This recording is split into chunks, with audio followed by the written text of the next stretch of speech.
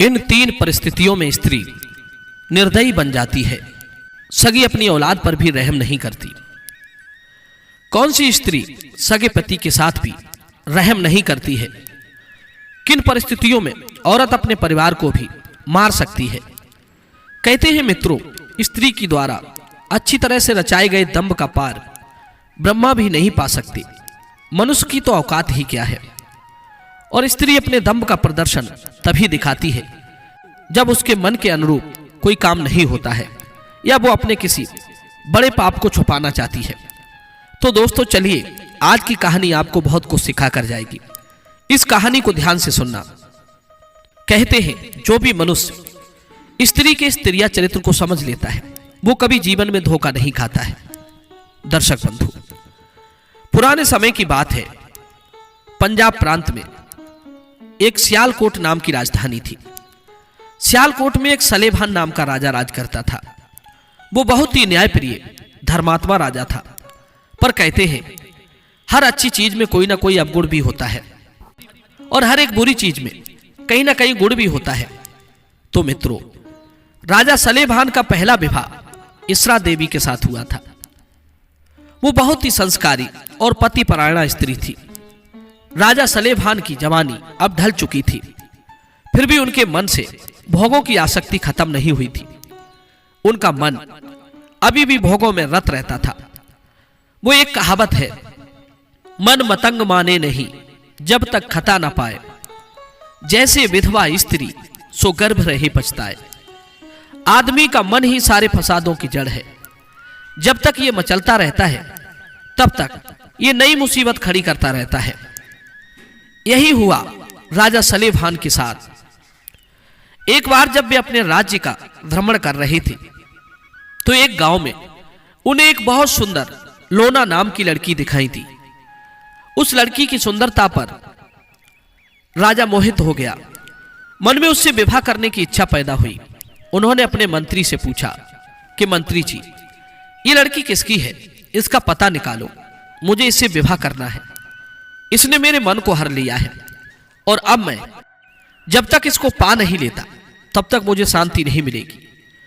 मित्रों, मंत्री ने जब उस लड़की का पता निकलवाया तो वो लड़की एक दलित परिवार की थी। पर कहते हैं दिल के बाजार में सूरत नहीं देखी जाती, प्यार हो जाए तो कीमत नहीं देखी जाती। ठीक यही हाल राजा सलेभान का था। उस लूना नाम की लड़की ने महाराज सलेभान को पागल कर दिया था। खाते पीते, उठते बैठते, चलते फिरते उनके ध्यान में वही लड़की आ जाया करती थी। इधर राजा सलेभान सियालकोट के राजा थे, इसलिए अपने राज्य की हर वस्तु पर उनका अधिकार था। उस लड़की की आयु अभी 20 वर्ष की थी, लेकिन राजा सलेभान 50 वर्ष के हो चुके थे। पर वो एक राजा थे, इसलिए उनका आदेश सर्वोपरि था। राजा के कहने पर राजा के मंत्री और कुछ विशिष्ट लोग उनकी शादी का प्रस्ताव लेकर लूना के घर गए और उसके परिवार वालों से कहा कि हमारे महाराज आपकी बेटी से विवाह करना चाहते हैं। मित्रों, अब राजा आज्ञा कौन टाल सके? दूसरी बात, वो एक गरीब घर की लड़की थी। यदि राज परिवार में ब्याह कर जाए तो यह भी बहुत बड़ी बात है। लूना के परिवार वालों ने बड़ी हंसी खुशी के साथ लूना का विवाह राजा सलेभान से कर दिया। लूना अब रानी बन गई थी। महाराज सलेभान अपनी नई नवेली पत्नी को पाकर बड़े खुश थे। अब उनका राजकाज में भी मन नहीं लगता था। दरबार जाती थी और उधर शाम को समय से पहले ही दरबार की समाप्ति करके घर आ जाती थी।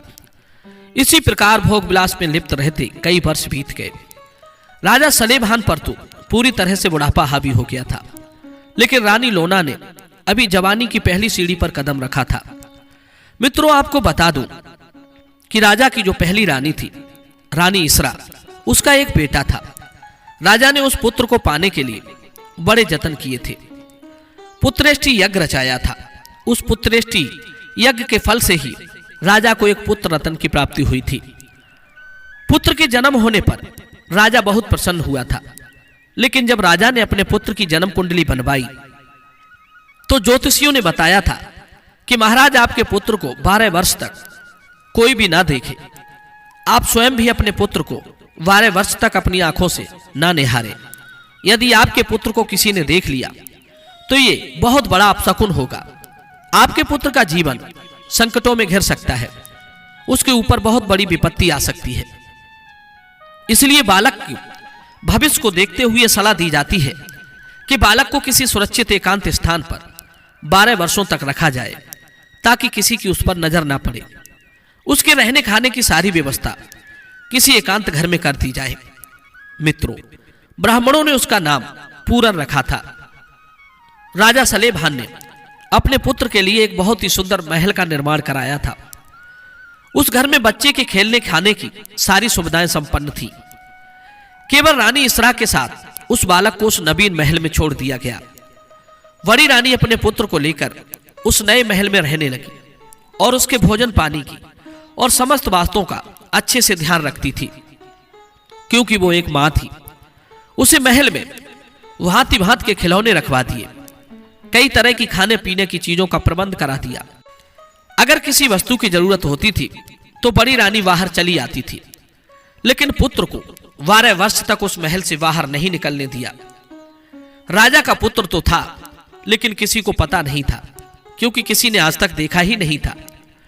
और राजा ने आदेश भी करवा दिया था कि जो कोई छुपकर भी उनके पुत्र को देखने की कोशिश करेगा उसे तुरंत सूली पर चढ़ा दिया जाएगा। इस प्रकार राजा सलेभान का पुत्र अपनी माता के साथ एकांत में रहता था और इधर राजा अपनी छोटी रानी के रूप सागर में गोते लगा रहा था। समय के साथ राजा वृद्ध होने लगा और उधर लोना का शरीर एकदम तरुण था। बूढ़े राजा के साथ रहकर वो ऊब गई थी। उसकी शारीरिक इच्छा की पूर्ति नहीं हो पा रही थी। लूना बार बार अपनी किस्मत को कोस रही थी कि मैंने इस बूढ़े राजा से विवाह करके अपनी किस्मत को फोड़ लिया। अब मैं चाह कर भी यहां से मुक्त नहीं हो सकती। ये राजा मेरी इच्छा को जगा तो सकता है, पर शांत नहीं कर सकता। हाय, मेरी तो किस्मत फूट गई।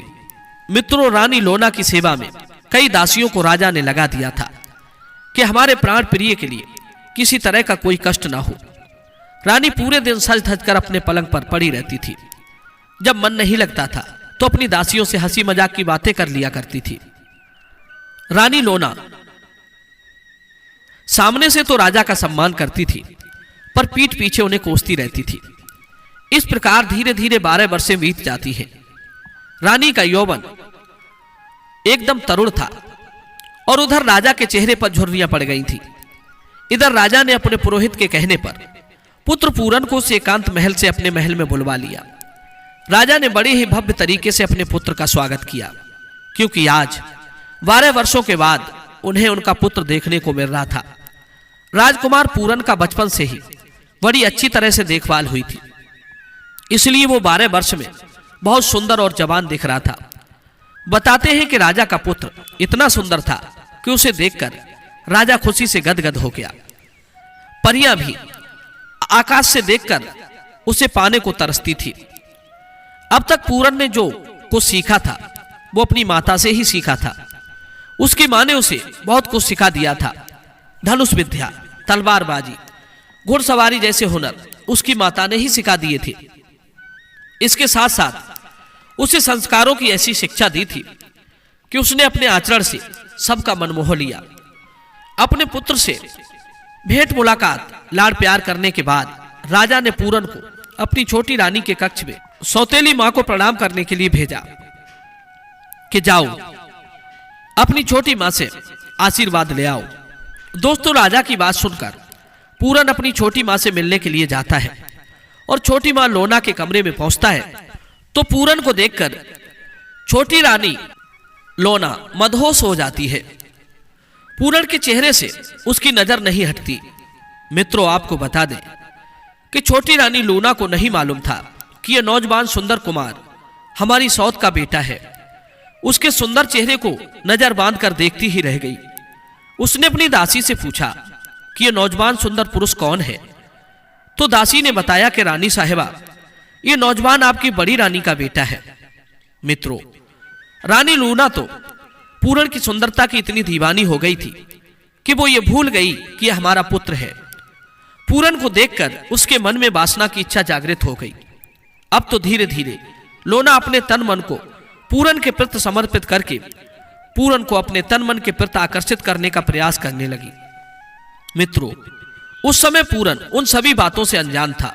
वो छोटी रानी की चेष्टाओं को नहीं समझ रहा था। राजकुमार पूरन उस दिन तो अपनी छोटी माता को प्रणाम करके लौट आया, लेकिन रानी लूना ने उसे उसी दिन से अपने मन में बिठा लिया था कि यदि ये कुमार मुझे मिल जाए तो मेरी सारी इच्छाएं पूरी हो जाएं।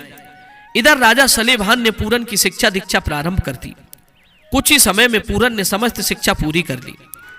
एक दिन की बात, राजकुमार पूरन अपने बगीचे में टहल रहा था। तभी रानी लूना की उस पर नजर पहुंच गई। राजकुमार को देखते ही वो वासना के वशीभूत हो गई। उसने अपनी दासी को भेजकर राजकुमार पूरन को अपने कक्ष में बुलाने के लिए कहा। मित्रों, दासी ने जाकर राजकुमार पूरन को यह खबर दी, राजकुमार, इस समय तुम्हारी मौसी की तबीयत बहुत खराब है, आप चलकर उन्हें देख लो। दासी की बात सुनकर राजकुमार पूरन कहने लगा, दासी, अगर छोटी मां की तबीयत ठीक नहीं है तो राजवैद्य के पास जाती, पिताजी को सूचित करती, मेरे जाने से भला क्या हो सकता है। दासी ने कहा, राजकुमार, छोटी रानी ने आपको ही बुलाया है। दर्शक बंधुओं, राजकुमार पूरन ने सोचा यदि मैं उनके बुलाने पर ना गया तो भी ये समझेंगे कि पूरन हमारी सौत का बेटा है, इसलिए नहीं आया। यही सोचकर वो उस दासी के साथ छोटी रानी लूना के कक्ष में पहुंच गया। छोटी रानी लूना ने राजकुमार पूरन को अपने पास में बैठा लिया और प्यार भरी मीठी मीठी बातें करने लगी। पूरन ने देखा कि दासी ने तो मुझे ये बताया था कि मेरी छोटी मां की तबीयत खराब है, पर मुझे तो छोटी मां बिल्कुल एकदम स्वस्थ नजर आ रही है। तब मौका पाकर लोना ने पूरन का हाथ पकड़ लिया और बोली, कुमार, मैं तुम्हें अपना दिल दे बैठी हूं। तुम्हें मेरे साथ मेरे मां बेटे के रिश्ते को भुलाकर मुझे अपनी प्रियतमा कहो। मैं अपने जीवन में तुम्हें अपने दिल में बसा चुकी हूं। दर्शक बंधुओं, रानी लोना के ऐसे प्रस्ताव को सुनकर पूरन ने उसे ठुकरा दिया और कहा कि आप मेरी मां के समान हैं, आपके साथ ऐसा करना तो दूर की बात, ऐसा सोच भी नहीं सकता। आप मेरे पिता की प्रेयसी हैं, मेरे धर्म की मां हैं। मैं तुम्हारे साथ ऐसा घृणित कृत्य सपने में भी नहीं कर सकता। धिक्कार है तुम्हारी ऐसी मानसिकता को। दोस्तों, पूरन के मुख से स्पष्ट इनकार सुनकर लोना मानने को तैयार नहीं थी। तब पूरन कहता है कि हे माता, आप जो सोच रही हैं ये बहुत ही घोर अपराध है, एक पुत्र के लिए भी और एक मां के लिए भी। आप तो हमारी मां हैं, हमारे पिता की दूसरी पत्नी है। मैं आपके साथ ऐसा पाप कदापि नहीं कर सकता। आप नहीं जानती हैं कि जो स्त्रियां अपने पति को छोड़ करके पराये पति के साथ में प्रेम करती हैं और कामातुर होकर के संबंध बनाने का प्रयास करती हैं तो वे अगले जन्म में बालापन में ही विधवा हो जाती हैं। इसलिए हे माता, मुझे माफ करना, आप मेरे बारे में गलत सोच रही हैं। मित्रों, राजकुमार पूरन को अपने जाल में फंसाने के लिए लोना तरह तरह से प्रयास करती है, मगर राजकुमार पूरन उसके हाथ नहीं आता है। लोना बात करते करते पूरन पर पूरी तरह से आसक्त हो चुकी थी। कभी वो पूरन की गोद में बैठने का प्रयास करती, कभी उसे अपने बाहों में भरने का प्रयास करती। पूरन अपना हाथ छुड़ाते हुए वहां से जाने का प्रयास कर रहा था। रानी ने कहा, राजकुमार, तुम मेरे प्रेम को ठुकरा कर मेरी सौंदर्य का अपमान कर रहे हो। सोच लो, ऐसा करना आपके लिए ठीक नहीं होगा। मित्रों, राजकुमार पूरन अपना हाथ छुड़ाकर और रानी लोना को धक्का मारकर तेजी से कमरे से निकलकर बाहर चला जाता है। यह देखकर दोनों का मन जो था वो आशंकाओं में डूबने लगा। लोना सोचने लगी कहीं पूरन ये बात अपने पिता से जाकर ना कह दे। अगर कह दिया तो मैं कहीं की नहीं रहूंगी। दूसरी बात उसने सोची कि पूरन ने मेरे सुंदर स्वरूप का अपमान किया है तो उसको सबक सिखाकर ही चैन लूंगी। मित्रों, अब तो रानी लोना ने पूरन को साजिश के तहत मरवाने का निश्चय कर लिया। अब तो रानी लोना ने तिरिया जाल रचाकर तैयार किया और वो अपने वस्त्र फाड़कर रोते चिल्लाते हुए राजा के शयन कक्ष की तरफ दौड़ती हुई भागी और राजा सलेभान के कक्ष में जाकर के जमीन पर गिर पड़ी और जोर जोर से रोने लगी। राजा अपनी रानी के फटे हुए वस्त्र देखकर हैरान थे। एकदम से राजा ने रानी लोना को पकड़कर उठा लिया और उसके आंसू पोंछते हुए पूछने लगे, हे प्रिय, तुम्हारा ये हाल किसने किया है? लोना को राजा के इन्हीं प्रश्नों का इंतजार था। लोना रोते गिड़गिड़ाते हुए कहती है, हे राजन, यदि मैं बताऊंगी कि मेरा ये हाल किसने किया है तो आप विश्वास नहीं करोगे। तब राजा ने कहा, हे प्रिय रानी, तुम मुझे साफ साफ बताओ जिसने भी तुम्हारा ये हाल बनाया है, मैं वचन देता हूं कि तुम्हारी आंखों के सामने मैं उसे मृत्यु दंड दे दूंगा। मित्रों, रानी जो बात राजा से कहलवाना चाहती थी, वो बात राजा ने पहले ही कह दी। तब वो रानी रोते हुए कहती है, हे महाराज, मैं पूरन को अपना पुत्र मानती हूं, परंतु पूरन कहता है कि आप मेरी मां नहीं हो। मेरी मां तो इसरा है। उसने आज मेरे साथ जबरदस्ती की। वो मुझे अपनी स्त्री बनाना चाहता है। अब आप ही बताइए, मुझे आप अपनी स्त्री बनाकर लाए थे या अपने बेटे की? मैंने जब उसका विरोध किया तो उसने मेरे कपड़े फाड़कर मेरी इज्जत लूटने का प्रयास किया। मैं किसी तरह भागकर आपके कक्ष तक आई हूं। महाराज, पूरन ने मुझे कहीं मुंह दिखाने के लायक नहीं छोड़ा। वो दौड़ते हुए मुझे धमकी दे रहा था कि जा, मेरे पिता मेरे बारे में ऐसी बात कभी नहीं मानेंगे। वो कह रहा था कि मैं तुम्हें पाकर ही रहूंगा। अब तो हे प्राणनाथ, मुझे अपनी इज्जत बचाना बहुत ही मुश्किल लग रहा है। पूरन मेरी सुंदरता पर मोहित हो चुका है। कहता है कि पिता बूढ़े हो चुके हैं, इसलिए तुम मुझ नौजवान को अपना लो। कह रहा था कि मैं तुम्हें अपनी मां नहीं मानता हूं। मेरी उम्र से तुम्हारी उम्र थोड़ी ही तो ज्यादा है। प्यार में सब चलता है। मैं तुम्हें अपनी पत्नी बनाना चाहता हूं। हे राजन, मैं आपकी पतिव्रता नारी हूं। आपके अलावा किसी दूसरे पुरुष को मैंने कभी सपने में भी चिंतन नहीं किया है। मैं अपने शरीर किसी दूसरे पुरुष को कैसे छूने दूं? वो मुझे आपके बूढ़े होने की दुहाई देता है। मैंने उसे समझाने का बहुत प्रयास किया, मगर उसके मन में आपका तो बिल्कुल ही डर नहीं है। उसने मेरे साथ बड़ी ही जोर जबरदस्ती की है। मेरे कपड़े फाड़ दिए। राजन, आप मुझे अपने पुत्र की हवस का शिकार होने से बचा लो। मैं आज भाग नहीं आती तो जाने क्या क्या हो जाता। प्रिय बंधुओं, लोना की इतनी बातें सुनकर राजा का क्रोध अपने पुत्र के लिए 7वें आसमान पर पहुंच गया। फिर राजा ने जल्लादों को बुलाने का बुलावा भेज दिया। रात्रि का अंतिम पहर बीतते ही पूरन को बंदी बनाकर के राजमहल में लाया गया। जल्लाद को पूरन के हाथ पांव काटकर मृत्यु दंड देने का फरमान सुनाया। राजा का आदेश पाते ही जल्लादों की तो मजबूरी थी, लेकिन जल्लाद तो जल्लाद ही होता है।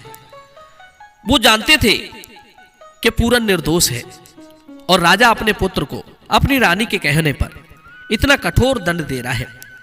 मित्रों, राजा के हुक्म के मुताबिक जल्लाद पूरन के हाथ पैर काटकर उसे जंगल की तरफ फेंकने के लिए ले गए। उसी समय पूरन के शरीर से एक ऐसा तेज प्रकट हो गया जिसे जल्लाद सह नहीं पाए।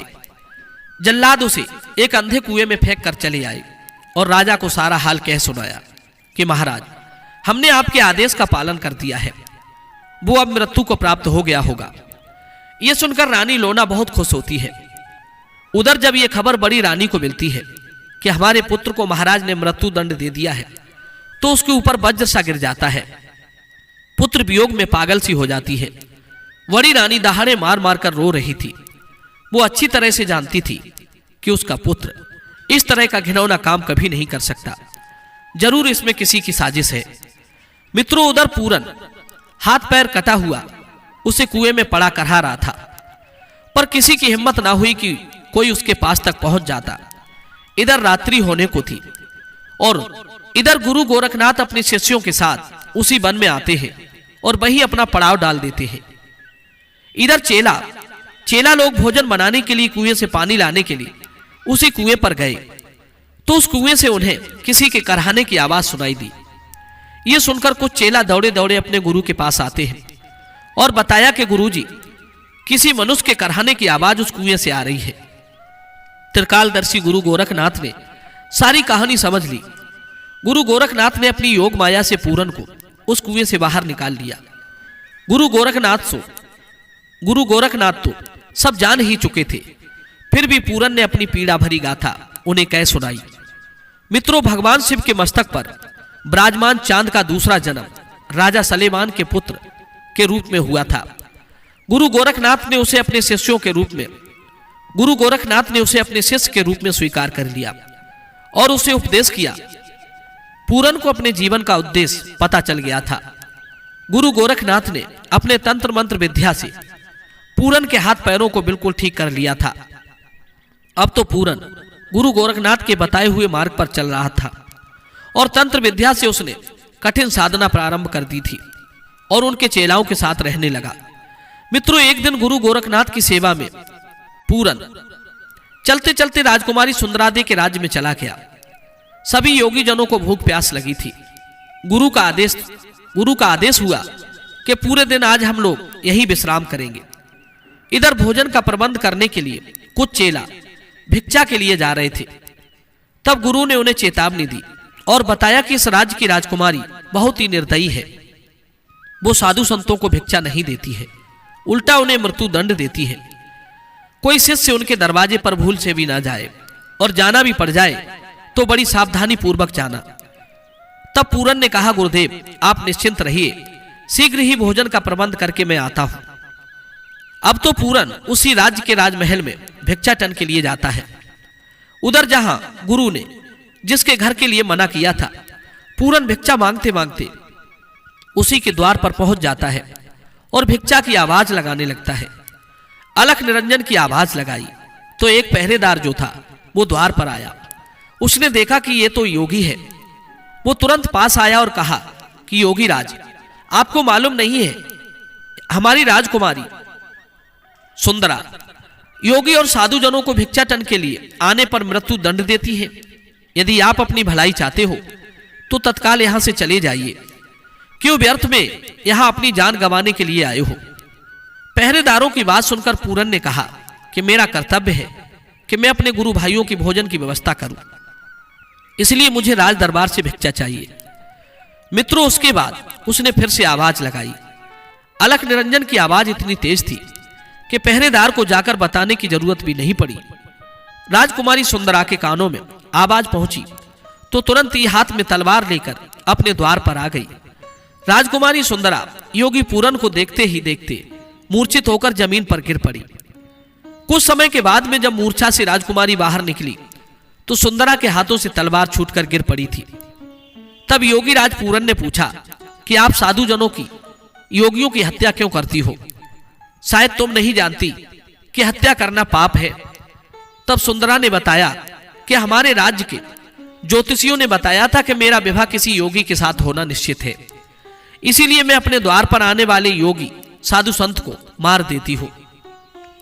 जिन साधु योगी के सामने मैं असहाय पड़ जाऊंगी वो साधु क्षत्रिय परिवार का होगा और वही मेरा पति होगा। राजकुमार पूरन इतना सुंदर था कि वो उसकी सुंदरता पर मोहित हो गई। राजकुमारी ने पूरन के सामने अपने विवाह का प्रस्ताव रखा। तब पूरन ने कहा कि मैं पारिवारिक जीवन से दूर एक योगी हूं, मैं विवाह नहीं कर सकता। पूरन ने कहा, देवी मैं गुरु गोरखनाथ और अपने गुरु भाइयों के भोजन के लिए भिक्षाटन आया हूं। आप मुझे शीघ्र भोजन वस्त्र प्रदान करें ताकि मैं अपना दायित्व पूरा कर सकूं। राजकुमारी सुंदरा दी गुरु गोरखनाथ के नाम से पहले ही परिचित थी। फिर उसने पूरन से कहा कि योगी जी आप थोड़ा विश्राम कीजिए, मैं आपके लिए उत्तम भोजन का प्रबंध करके लाती हूं। मित्रों, थोड़ी देर में राजकुमारी स्वादिष्ट पकवान बनाकर लाती है और राजकुमार पूरन से गुरु गोरखनाथ के दर्शन करने को कहती है। राजकुमारी का निवेदन स्वीकार करके पूरन राजकुमारी को अपने साथ लेकर गुरु गोरखनाथ के पास आ गया। वहां पहुंचकर राजकुमारी सुंदरा ने गुरु गोरखनाथ को प्रणाम किया और उनके भोजन की व्यवस्था की। गोरखनाथ से आज्ञा लेकर भोजन परोसा गया। भोजन बहुत ही स्वादिष्ट था। भोजन करके योगी की आत्मा तृप्त हो गई। प्रेम पूर्वक कराए गए भोजन से प्रसन्न होकर गुरु गोरखनाथ राजकुमारी को वरदान मांगने को कहते हैं। तब राजकुमारी ने अपनी इच्छा प्रकट करते हुए गुरु गोरखनाथ से कहा, यदि आप मुझे कुछ वरदान देना चाहते हैं तो मेरी एक ही इच्छा है कि आप अपने चेला पूरन से मेरा विवाह करवा दीजिए। यही मेरा आपका सबसे बड़ा आशीर्वाद होगा। मित्रों, त्रिकालदर्शी गुरु गोरखनाथ ने देखा कि यही विधि का विधान है। इस राजकुमारी का विवाह पूरन के साथ होना है। अब तो गुरु गोरखनाथ ने उसे पूरन के साथ में विवाह करने का वरदान दे दिया। गुरु के आदेश पर शाही ठाट बाट से फिर उसका विवाह हुआ। गुरु का आशीर्वाद दोनों को मिल गया। फिर गुरु गोरखनाथ पूरन से बने चौरंगी नाथ को अपने राज्य में जाकर तपस्या करने का आदेश देते हैं। मित्रों, अब तो वही चौरंगी नाथ सियालकोट के उस जंगल को चला जाता है जहां हाथ पैर काटकर उसे कुएं में फेंक दिया था। कई वर्षों से वहां पानी नहीं बरसा था। पूरन के वहां जाते ही खूब वर्षा हुई। ये चमत्कार देखकर सब लोग चौरंगी नाथ के पास आने लगे। धीरे धीरे पूरन की ख्याति बढ़ती गई। धीरे धीरे ये बात सियालकोट के महाराज सलेभान के पास पहुंची। लोगों ने बताया कि महाराज, आपके राज्य में जो जंगल सूखे पड़े थे वो आज एक योगी की कृपा से फिर से हरे भरे हो गए हैं। वहां एक तपस्वी आया हुआ है जिससे हर किसी की मुराद पूरी हो रही है। तब राजा सलेभान ने योगीनाथ चौरंगी नाथ को एक दिन अपने महल में बुलाया और कहा कि मेरे कोई संतान नहीं है, आगे मेरे राज्य का उत्तराधिकारी कौन होगा? इस बात की चिंता मुझे बहुत सता रही है। तब चौरंगी नाथ ने कहा, राजन, आपकी रानियों को बुलाया जाए। राजा का आदेश मिलते ही दोनों रानियां राज दरबार में उपस्थित हुई। राजा की जब दोनों रानी दरबार में आ गई तब चौरंगी नाथ ने कहा, महाराज, आप कह रहे हो कि मेरे संतान नहीं है। आपकी रानियों को देखने पर पता चलता है कि आपकी बड़ी रानी की कोख से पहले ही आपको एक पुत्र प्राप्त हो चुका है। तब राजा ने कहा, योगी जी, मुझे पुत्र तो प्राप्त हुआ था, लेकिन वो मेरा पुत्र भोगी था। उसने अपनी छोटी मां के साथ दुराचार करने की कोशिश की, इसलिए मैंने न्याय के अनुसार उसे मृत्यु दंड दे दिया। न्याय के मामले में मैं एकदम स्पष्ट हूं। तब चौरंगी नाथ ने कहा, राजन, आप न्याय प्रिय कैसे हो सकते हैं? आप तो अपनी रानी की बात मानकर दंड निर्धारित करते हैं। इसे मैं क्या समझूं? जब आपने अपने पुत्र को दंड दिया तब आपने अपने पुत्र से एक बार भी नहीं पूछा कि गलती किसकी है। मित्रों, राजा को समझ नहीं पाया कि चौरंगी नाथ ने क्या कह दिया। फिर चौरंगी नाथ ने कहा कि हे राजन, रानी लोना अगर आपको सही सही बात बता दे तो उसे एक बहुत सुंदर सुयोग्य पुत्र की प्राप्ति होगी। पुत्र की कामना रखने वाली रानी लोना ने इस समय सारी बात सच सच बता दी। वो कहती है कि हे राजन, पूरन की सुंदरता और जवानी को देखकर मैं अपने आप को रोक नहीं पाई थी। पूरन ने मुझे सुख देने से मना कर दिया था। मुझे लगा कि मैं इतनी सुंदर हूं और ये मेरी सुंदरता का अपमान कर रहा है। दूसरा डर मुझे ये था कि कहीं हमारी जोर जबरदस्ती को वो अपने पिता से जाकर ना कहते। यदि ये बात उसने कह दी तो मैं कहीं की नहीं रहूंगी। आप तो जानते ही हैं कि आप मुझे शारीरिक सुख देने में असमर्थ हैं, क्योंकि आप वृद्ध हो चुके हैं। काम सुख भोगने की प्रबल इच्छा ने मुझे मजबूर कर दिया था। पूरन को अपनाने के अलावा दूसरा हमारे पास कोई रास्ता नहीं था। इसीलिए मैंने ही पूरन के साथ संबंध स्थापित करना चाहा। पूरन नहीं चाहता था कि वो मुझ पर गंदी दृष्टि डाले। पूरन का कोई दोष नहीं था महाराज, सारा दोष तो मेरा ही है। रानी लोना की इतनी बात सुनकर के राजा को ऐसा लगा कि उसके प्राण पखेरु उड़ गए। वो अपने उस फैसले पर पछताने लगा और तलवार लेकर के स्वयं को ही मारने के लिए खड़ा हो गया। कहने लगा कि देवता के समान पुत्र को मैंने एक दुष्ट रानी के प्रेम में पड़कर खो दिया। मैंने घोर पाप किया है और इस पाप को लेकर मैं एक क्षण जीवित नहीं रह पाऊंगा। मित्रों, इधर चौरंगी नाथ ने देखा कि मेरी आंखों के सामने ही मेरा पिता पुत्र वियोग में प्राण त्याग देगा। तब चौरंगी नाथ ने कहा, राजन, मैं ही आपका पुत्र हूं और आपके आदेश को पाकर जल्लादों ने मेरे हाथ पैर काटकर कुएं में डाल दिया था, लेकिन गुरु गोरखनाथ की कृपा से मैं बच गया हूं। अब तुम आंखें खोलो और मुझे गौर से देखो, मैं ही आपका पुत्र पूरन हूं। मित्रों, ये सुनकर राजा की खुशी का ठिकाना नहीं रहा। पुत्र वियोग में रोते रोते जिस मां की आंखों की ज्योति चली गई थी, आज उस मां की आंखों की ज्योति पुनः वापस आ गई और स्तन से दूध टपकने लगा। राजा सलेभान और रानी इसरा अपने बेटे पूरन को गले लगा करके खूब प्यार और दुलार करते हैं और रानी लोना को अपने किए पर बहुत पछतावा होता है। वो अपने पाप की क्षमा मांगने के लिए पूरन के पैरों में गिरकर माफी मांगना चाहती थी, लेकिन पूरन ने झपटकर अपनी सौतेली मां को रोका और अपनी छोटी मां को अपने ऊपर पुत्र का अधिकार देते हुए अपने गले से लगा लिया। तब चौरंगी नाथ ने कहा, हे मां, जाओ, तुम्हें भी मेरे समान एक पुत्र सुख प्राप्त होगा, जिसका नाम होगा रिसालू। वही इस राज्य का उत्तराधिकारी होगा। जिसका नाम रिसालू होगा वही इस राज्य का उत्तराधिकारी होगा। तब चौरंगी नाथ ने अपने गुरु के पास जाने की आज्ञा मांगी। ये देखकर मां इसरा का हृदय दुखों से भर गया। उसने पूरन को रोकने के लिए बहुत प्रयास किया तो पूरन ने कहा, मां, आपकी देखभाल के लिए राजकुमारी सुंदरा आपके साथ रहेगी और आपके अंतिम समय में मैं आपके पास जरूर आऊंगा। मुझ पर आपका जितना हक है उससे अधिक गुरु गोरखनाथ का है। जिन्होंने मुझे दूसरा जीवन दिया है। अब मैं एक योगी हूं। अब राजसुख भोगना मेरे लिए पाप की बात होगी। मित्रों, अपनी पत्नी राजकुमारी सुंदरा को वचन देकर राजकुमार पूरन अपने गुरु गोरखनाथ के सानिध्य में चला जाता है। दोस्तों, पुरुष के भाग्य को, स्त्री के त्रिया चरित्र को देवता भी नहीं समझ पाए तो मनुष्य की औकात क्या है। याद रखना, इन 3 परिस्थितियों में स्त्री निर्दयी बन जाती है। नंबर 1, जब वो किसी के प्रेम में हो और कोई उसमें रोड़ा बनता हो, उस समय जो उसके बीच में आता है वो उसका सबसे बड़ा शत्रु होता है। भले ही वो उसका पति क्यों ना हो, भले ही वो उसकी संतान क्यों ना हो। ऐसी स्थिति में वो बहुत निर्दयी बन जाती है और ऐसी अनेक घटनाएं संसार में हुई हैं और होती हैं। मुझे लगता है कि उस समय उनके विचार शक्ति नष्ट हो जाती है, उनके अंदर की ममता मर जाती है। नंबर 2, जो उसके प्रेम को ठुकरा दे, उसकी इच्छाओं को मार दे, उसे धोखा दे दे, तो उस स्थिति में भी स्त्री निर्दयी बन जाती है। नंबर 3, जब कोई किसी स्त्री के संतान का दुश्मन बन जाए, उस समय अपने बच्चों की रक्षा के लिए उसके अंदर कठोरता आ जाती है। कामी स्त्रियों के बारे में बताया गया है कि ऐसी स्त्रियां अपने परिवार का विनाश भी देख सकती हैं, स्वयं भी बंधन में पड़ सकती हैं, लोक लाज भी सह सकती हैं, मर भी सकती हैं और मार भी सकती हैं। तो दोस्तों, ये थी हमारी कहानी और इस कहानी के बारे में आपके क्या विचार हैं, हमें कमेंट में जरूर बताना।